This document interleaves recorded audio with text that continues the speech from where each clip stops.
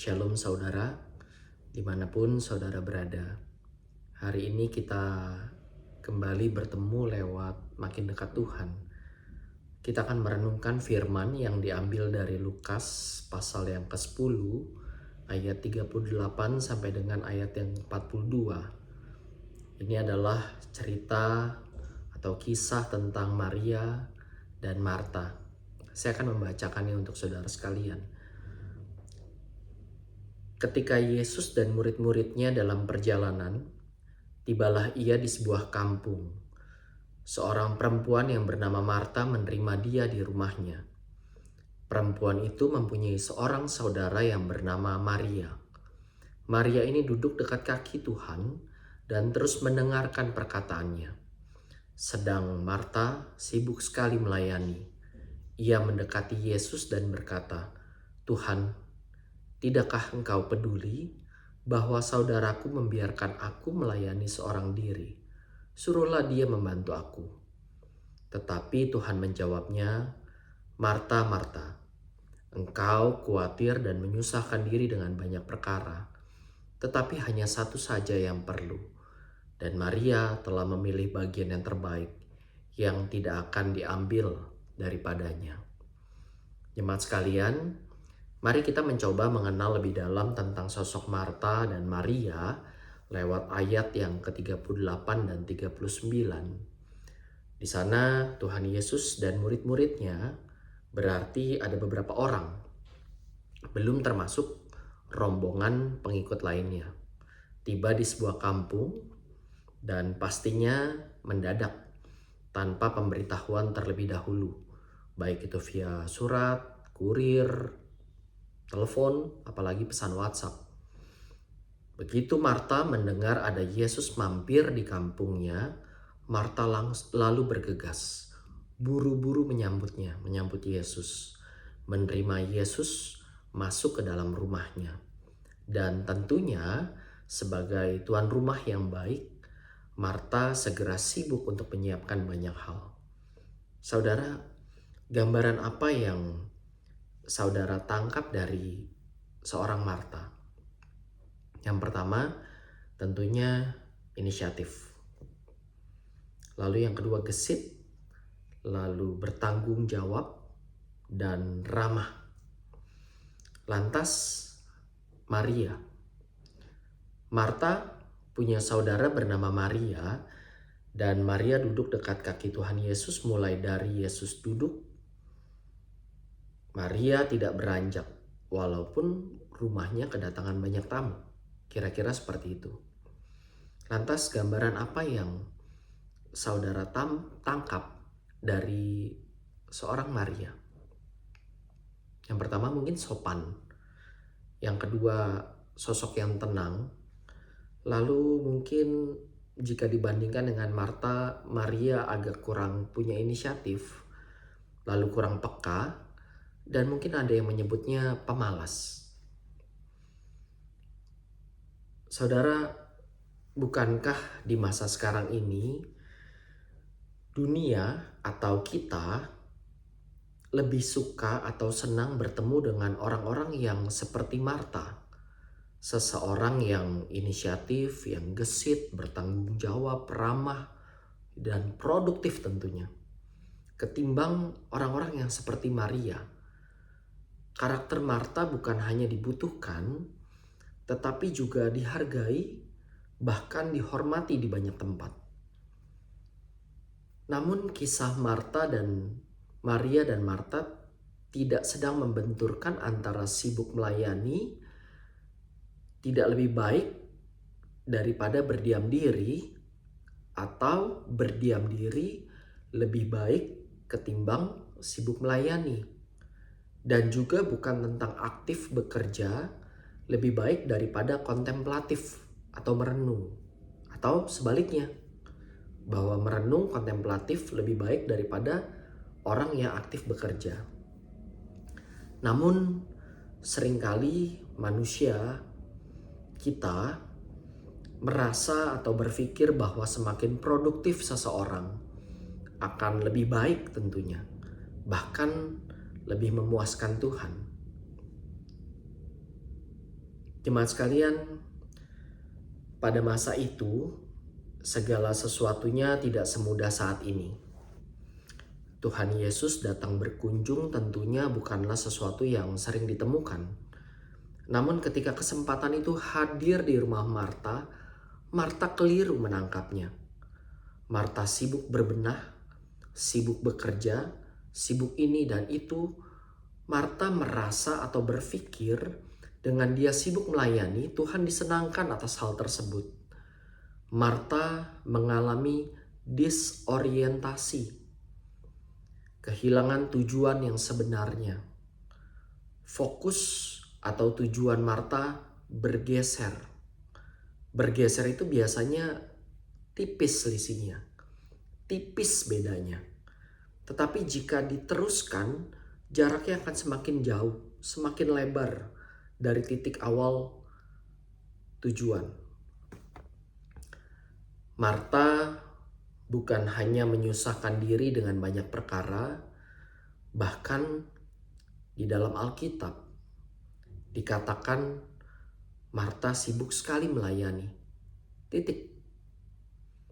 Ternyata bukan Tuhan yang Marta sedang layani. Ayat yang ke-40.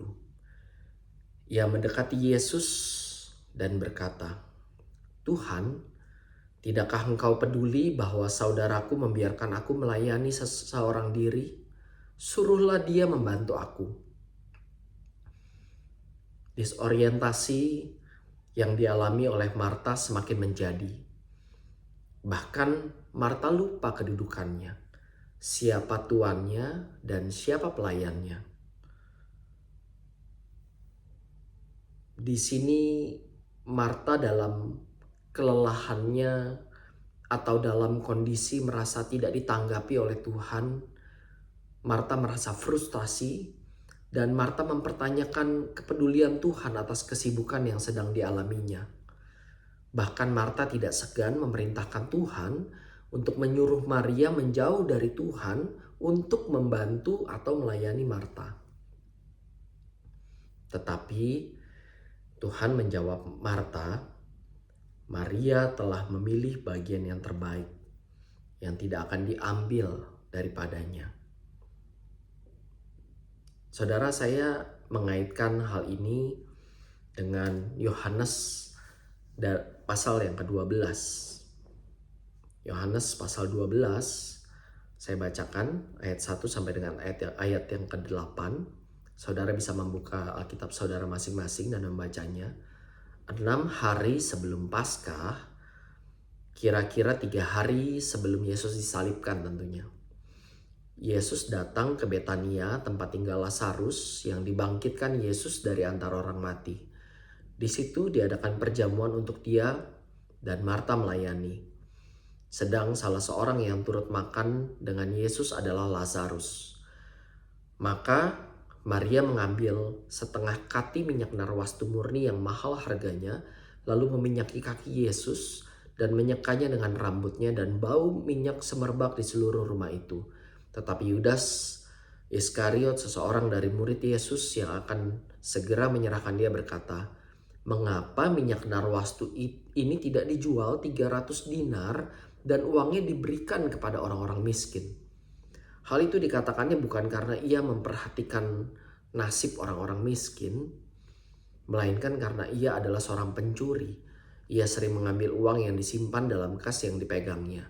Maka kata Yesus, "Biarkanlah Maria melakukan hal ini mengingat hari penguburanku, karena orang-orang miskin selalu ada pada kamu, tetapi aku tidak akan selalu ada pada kamu." Saudara, sikap Maria untuk duduk dekat kaki Tuhan Yesus, dengar-dengaran perkataan Tuhan Yesus, bercakap-cakap dengan Yesus, membuat Maria tahu isi hati Tuhan. Sesuatu yang seringkali tidak disadari, tidak diketahui oleh banyak orang. Maria mempersembahkan minyak narwastu untuk mengurapi kaki Yesus. Minyak seharga kira-kira 300 dinar atau upah minimum 1 tahun saat itu. Yang pastinya tidak Maria kumpulkan cukup hanya dalam waktu 1 tahun, karena Maria punya kebutuhan yang lain untuk penghidupannya, ditambah saat itu upah wanita tentunya lebih rendah ketimbang pria. Rentang waktu yang sangat panjang yang dibutuhkan untuk mengumpulkan uang untuk membeli minyak narwastu tersebut. Maria sisihkan untuk mempersembahkan minyak tersebut di kaki Yesus beberapa hari sebelum Yesus disalibkan. Tentunya butuh komitmen yang tinggi untuk menetapkan hati.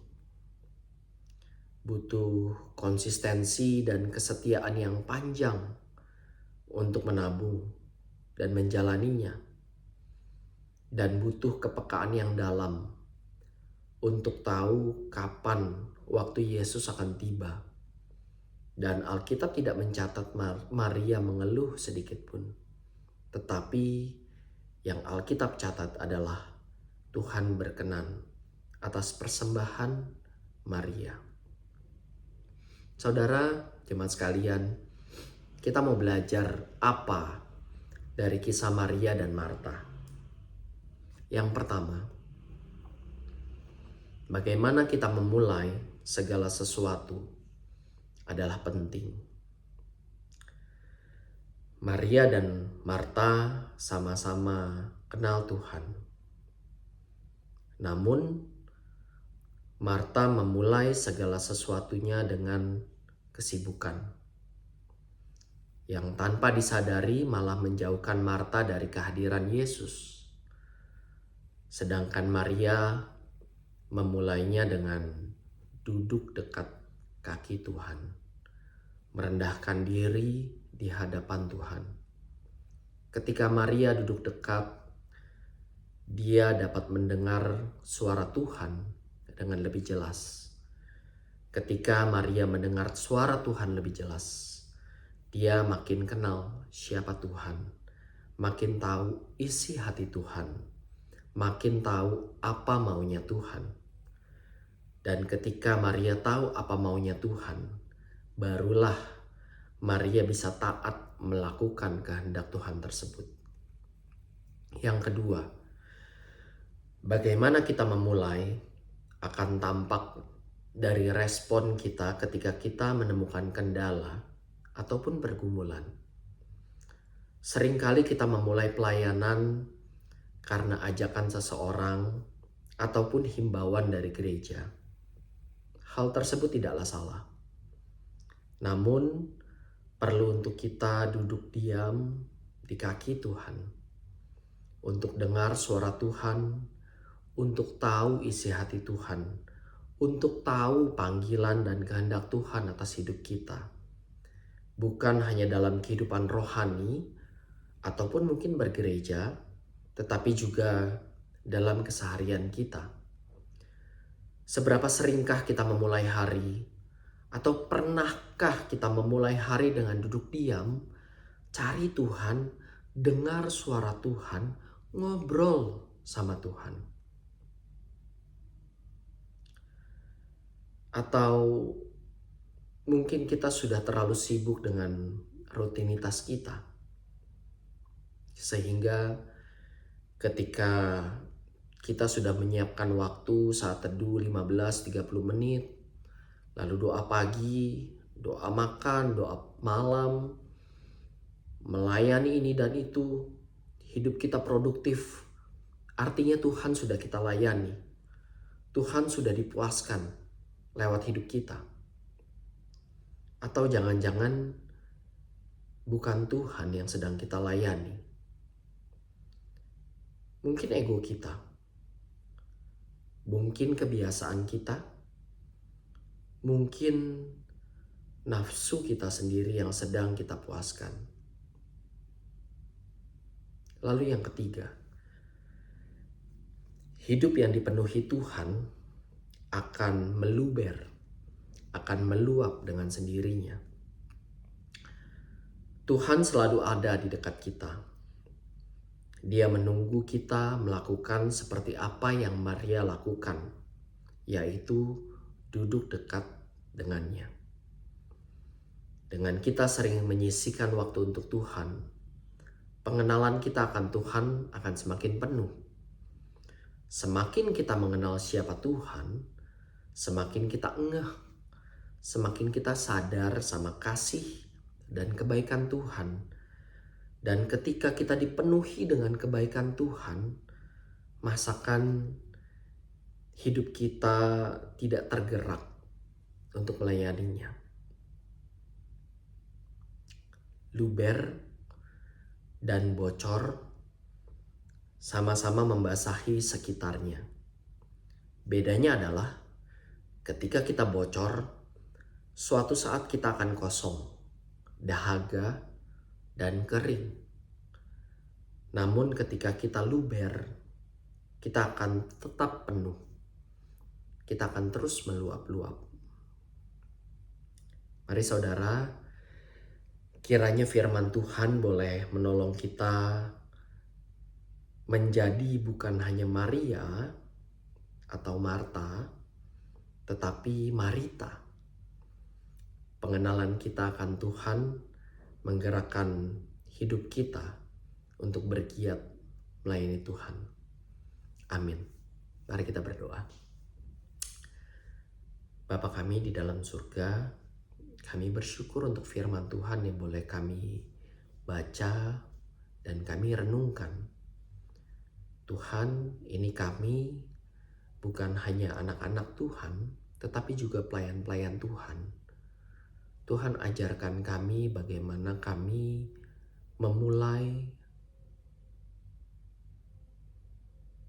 hari kami, memulai pelayanan kami, menempatkan diri kami di hadapan Tuhan.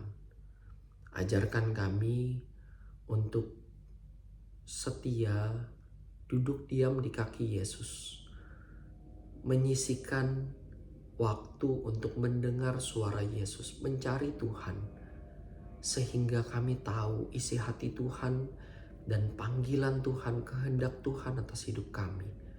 Sehingga ketika kami melayani Tuhan, ketika kami dipenuhi oleh kasih Tuhan, hidup kami meluber, meluap, dan kami memiliki kerinduan untuk melayani Tuhan, untuk membagikan Kristus lewat hidup kami. Sehingga hidup kami boleh efektif dipakai Tuhan. Hidup kami boleh sungguh tepat sasaran dipakai Tuhan, sesuai dengan panggilan Tuhan. Terima kasih Tuhan. Ini doa dan kerinduan kami. Hanya di dalam nama Tuhan Yesus kami sudah berdoa dan mengucap syukur. Amin.